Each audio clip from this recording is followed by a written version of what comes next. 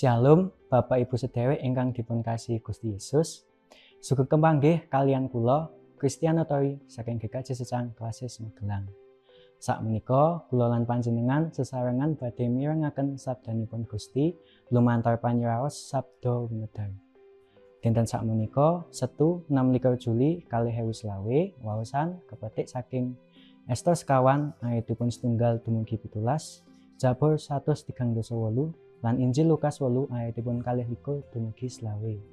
Dene nats ingkang badhe kula lan panjenengan raos-raosaken kapetik saking Injil Lukas 8 ayatipun 20. Inggih swaosipun mekaten. Panjenengane nuli ngedika, "Pangandelmu iku ana ing endi?" Kabeh padha wedi lan kairaman. Sarta padha sapocapan mangkin, "Sapa baya panjenengane iku?" Dene nganti angin lan banyu padha ngestokake dawuhe. Dene jejeripun renungan wekdal menika, sinten to Yesus punika?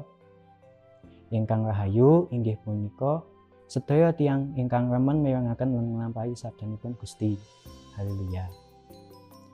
Para sadherek ingkang dipunkasihi Gusti, sinten to Yesus punika?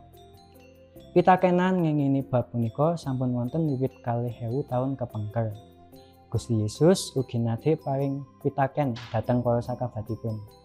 Nanging tumrape kowe, aku iki sapa? Matius 16 ayatipun 5-11. Gusti Yesus dangu para sakabatipun ingkang tansah ndherekaken panjenenganipun lan nekseni pakaryanipun saha nampi piwucalipun Gusti. Lukas 8 ayatipun 21 dumugi 20 nyerat kados pundi sikep tiang-tiang dhateng punapa ingkang sampun dipun tindakaken dening Yesus. Wonten ing mriki saben tiyang ingkang sumerep punapa ingkang dipun tindakaken dening Yesus kedah sami ngakeni sinten to Yesus ingkang dados juru wilujeng saking prahara punika. Nalika Yesus ngremaken seganten punika, panjenenganipun sampun milujengaken para sakabatipun lan nedahaken kados pundi panjenenganipun punika kagungan kuwaos ingkang agung. Punapa ingkang sampun dipun tindakaken dening Yesus nalika nyerasaken tiyang sakit pranyata benten raosipun nalika Yesus ngremaken seganten. Tumrap para murid nalika Yesus ngremaken seganten punika, raosipun panjenengan langkung agung, langkung kagungan kuwaos, lan langkung damel para murid bingung.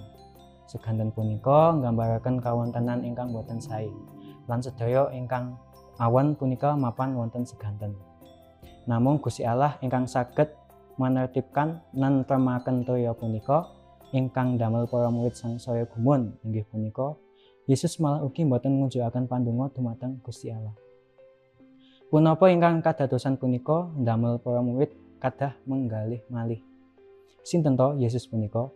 Saking prastawa ingkang sampun dipun tindakaken dening Yesus, cetha sanget sinten to Yesus. Inggih punika Gusti Allah piyambak ingkang Maha Kuwasa. Yohanes 11 ayatipun 3 nyerat, "Aku lan Sang Rama iku siji." Ayat punika cetha sinten to Yesus punika. Inggih punika Gusti Allah piyambak. Mila sumangga sami sangsaya pitados wonten ing Gusti ingkang Maha Kuwasa. Ngloremaken seganten, ngloremaken prahara wonten ing seganten, ugi saged ngloremaken prahara wonten ing panggesangan kula lan panjenengan. Gusti berkahi. Amin.